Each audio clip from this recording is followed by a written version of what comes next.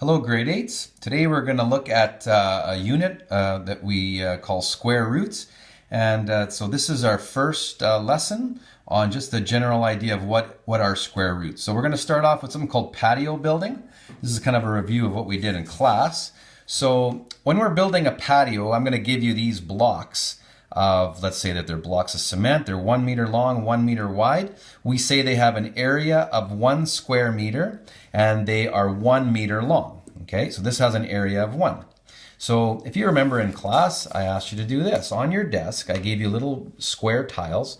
I want you to build the first 5 patio floors from the smallest patio floor to the biggest, and then draw them in your notebook. And the patios must be square. So what would that look like? This is what we kind of discovered. So patio 1 looked like this. It was just simply 1 square. So it had an area of 1 square meter. It was 1 meter long. Okay, patio 2, it grew to this, a 2 by 2. So it has an area of 4 square meters, 2 meters long. We can see it has 1, 2, 3, 4. So that's why we call it 4 square meters. Patio 3. If we count the squares, it has an area of 9 square meters length. They're 3 meters long, 3 meters wide, etc. Patio 4. This one had an area of 16 square meters or 4 meters long. Okay, patio 5. You can see where we're going. 25 meters squared, 5 meters long. And this one here, this is patio 6, 36 square meters, 6 meters long.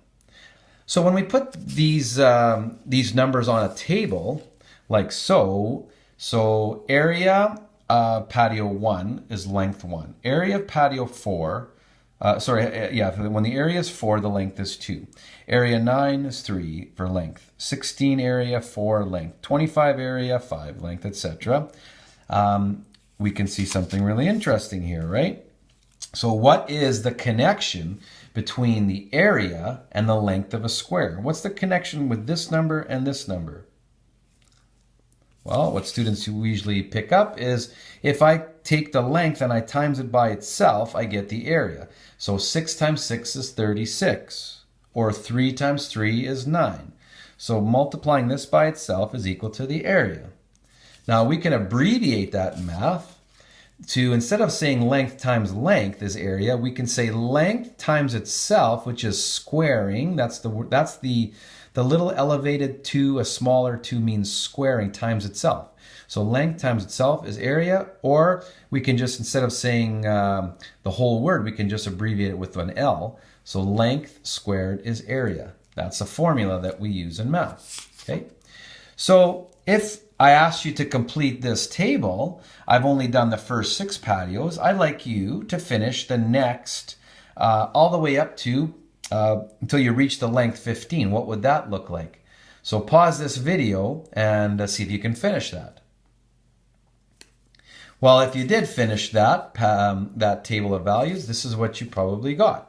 So you've got 7 length 49, 8 length 64, 9 81, 10 100, 11 121, 12 144, 13 169, 14 196, and 15 225. Right? So now here's my question to this is these numbers 1, 4, 9, 16, 25, 36, all the way to 225. Basically all the numbers on this side, they all have a special name. And I want to know if you remember what they're called. Do you know? Well, those numbers are called perfect squares. And hopefully you can see why, because those numbers all made perfect squares. Right? So when we take a 1 and square it, we got a 1. 5 squared is 25. 8 squared was 64. All these numbers on the right here, they're all perfect square numbers with no leftover tiles. And same with these ones on the right here.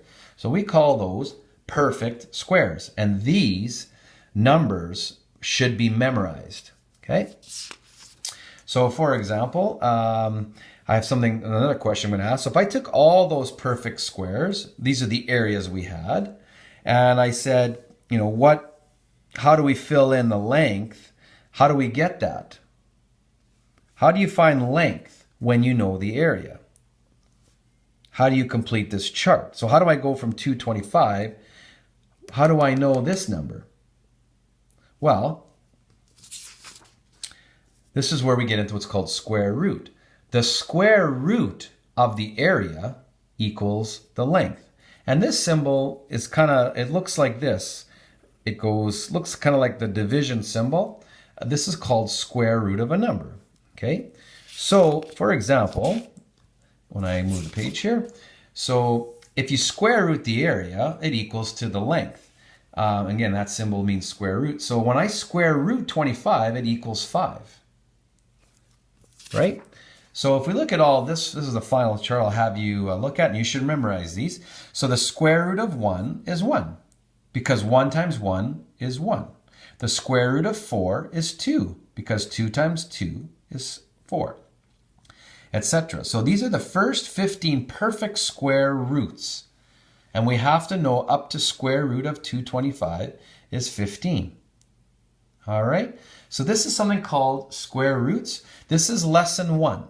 Our next lesson is called estimating square roots, and make sure you know this really well, memorized, before we move on to the other lessons that are coming up. We have lesson 2 and 3. All right, hope that helps, grade 8s.